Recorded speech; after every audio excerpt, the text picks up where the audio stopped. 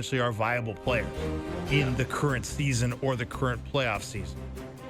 Whether it'll work or not, whether the capologists will come up with a way to get around it, and we'll have what seems like the status quo, who knows? But the other thing is, Jim, which is going to be incredibly complicated, it seems to me, is that the salary cap in the playoffs is only going to apply to 20 players. Right. Well, that's how many you can dress. Right. As opposed to the current 23-man roster. Yeah. So I don't know how that's going to work either. It seems seems like a headache. Probably more than one loophole. I'll tell you who's going to make money off this. The capologists. Yeah. Because they're going to need Look more what of I've them. done. Yeah. or somebody will figure out the loophole, and then the next year everybody will copy it. Yeah. But there's going to be a lot of cap oversight built into this, I think. Like a lot more cap oversight. Like you're going to need to have guys keeping an eye on if you're compliant, game to game, minute to minute in the playoffs. Compliance officer. I don't love it. Yeah. I don't love it. I might explore that. There's already enough math in sports. This seems like they're adding a lot more math to sports, Jim. Yeah. I don't like that. No. And so in the late hours of the night, Ryan Reeves was moved to San Jose for Henry Thrun, blue liner. And so the Leafs save a couple $100,000 on that. And I'm told Thrun can be removed from the roster with no penalty, whereas Reeves would have carried some sort of like a $200,000 hit. Yeah. Well, maybe this is the penalty for Ryan Reeves talking up the merits of living in Vegas to Mitch Marner. There's a couple guys on that list. Yeah, Max. We infer from this that Max Pacioretty won't be back with the Leafs too. And Yarncroc is on his way out. He was essentially an employee of the Nevada Tourist Board when it came to Mitch Marner's.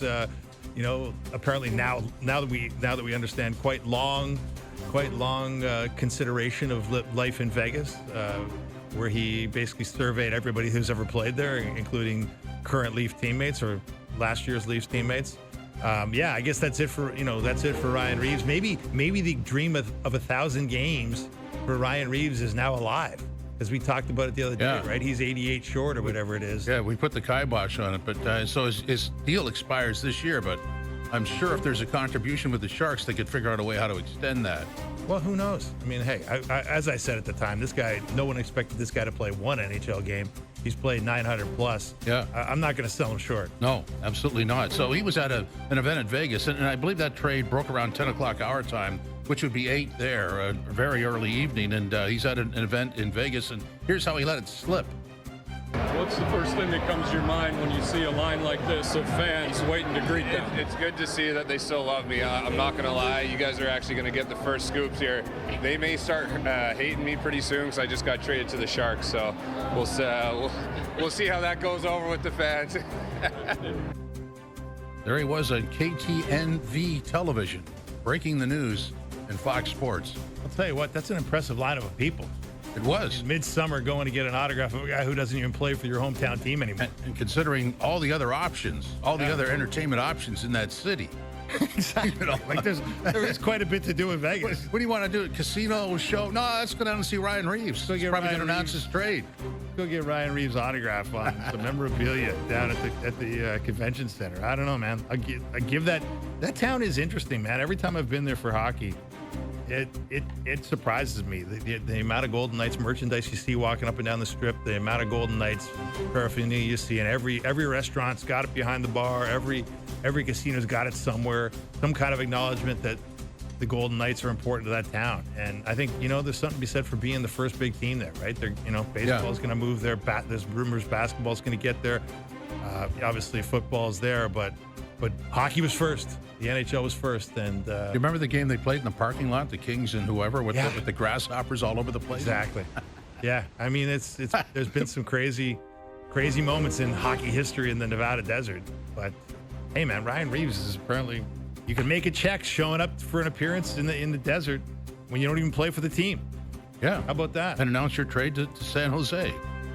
We're going to play a mini Jerry's. My apologies. I don't like to infringe on anybody else's material, but it is Overdrive, and producer Cam said, got to play mini Jerry's. And I said, so, okay, if you're saying we do, there is a yes guy, no guy in here as well, and that's later on. But I'm going to throw a new game at you.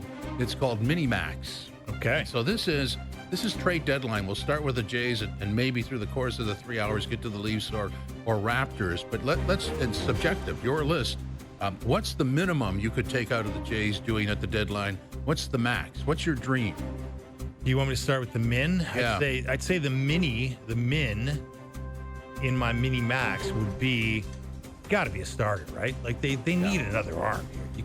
You can't pretend, or you can't really hope that Max Scherzer just continues to keep it together at age 40 with the condition he's been in this season, right? With thumb, and everybody knows that he's had a hard time finishing seasons in the latter part of his career. So as much as you'd love Max Scherzer to be there for you when it matters, Be nice, but it'd be amazing. Yeah. 'Cause, I mean, I think his intensity and his experience and his ferocity would be wonderful to have, and contagious even in that dugout.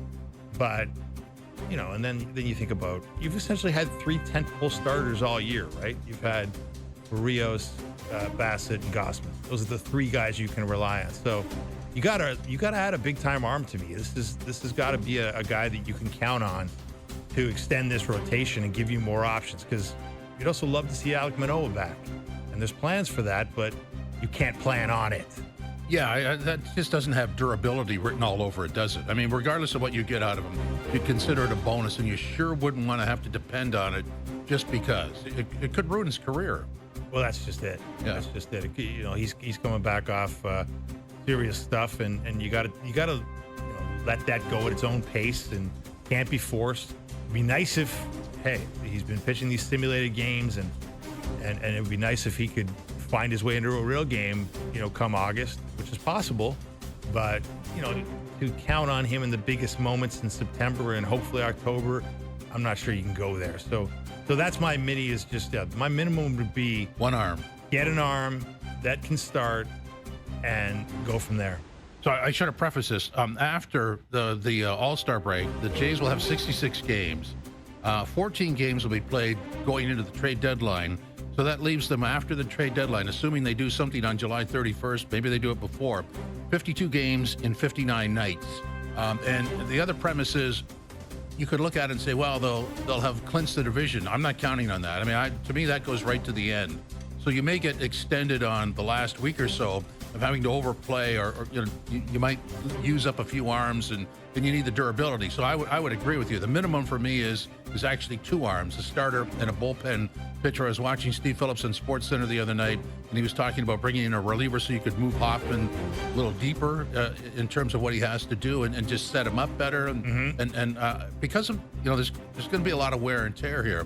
I would agree with that. I stayed away from adding a bat because I looked at it when Santander, Varsho, Vladdy, Jimenez. If Vladdy gets to where he should be, and if those other 3 guys are healthy and can contribute at a level they should, maybe you don't need a bat.